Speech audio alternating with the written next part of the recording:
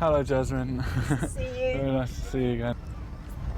Well, here we are, Tom, in your lovely houseboat on a gorgeous Sunday afternoon. How have things been?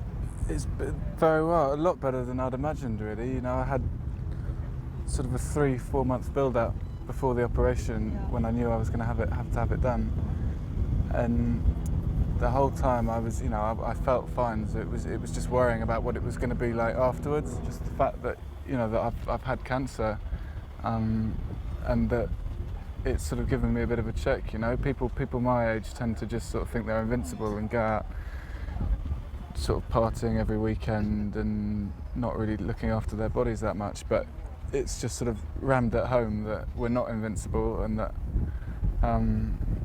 things like diet and lifestyle actually can, I've got to look after it. How about some of your activities? What are some things you're enjoying at the moment?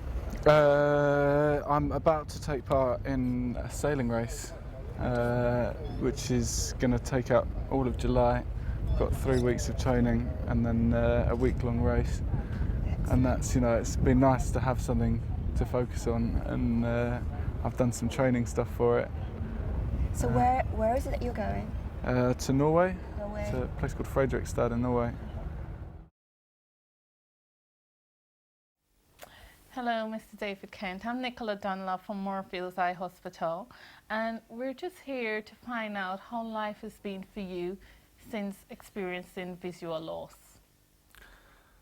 I was 18 when I had my first bout of surgery to combat a problem that I had growing up. Unfortunately, as a consequence of the surgery that I had, there were some complications that resulted in further episodes of surgery, and unfortunately resulting in total sight loss. So now in my mid-40s, I'm totally blind. Funny things that when, on the spur of the moment, but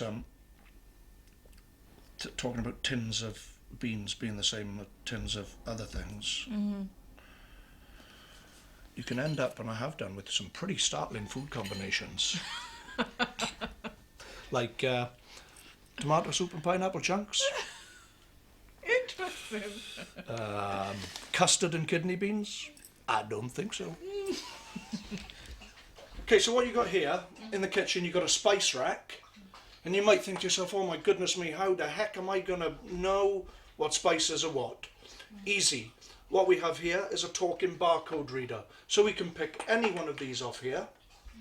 Jar of spice, common garden jar of spice. There's a barcode on here. We put the barcode against it. Tells me that it's basil. A normal, commercially available microwave. The only difference is 11:54 a.m. Defrost meat, defrost poultry, defrost fish. Okay, so making a cup of tea. You think, how am I going to know when the water's come to the top of the cup? Easy. This is a liquid level indicator.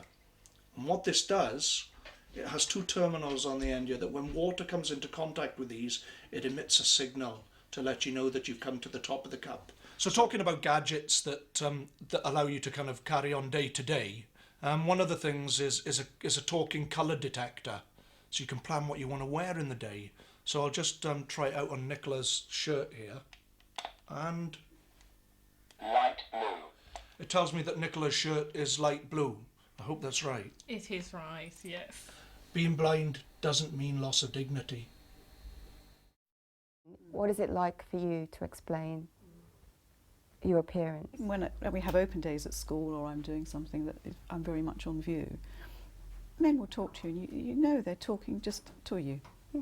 Women, they see, and they'll talk to you, and they won't say, but you know that they are bursting to say what's going on here. Children, little ones, are absolutely like, why does that lady look like that? Why has that lady got one eye? And you see the mums go, what? And they, don't be silly. Oh, I'm so sorry. And you just, and children are children, and they speak out because they're curious about the world. Yes. Were there any life habits that you had to give up? It hasn't changed my life at all.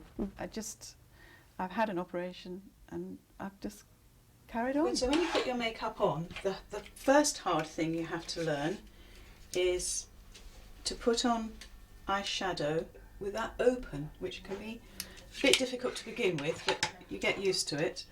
And then mascara the same. You need to put it on with your eye open, and that's all right. And then it's really hard to get that mascara brush back in the pot, and then I draw a pencil line in.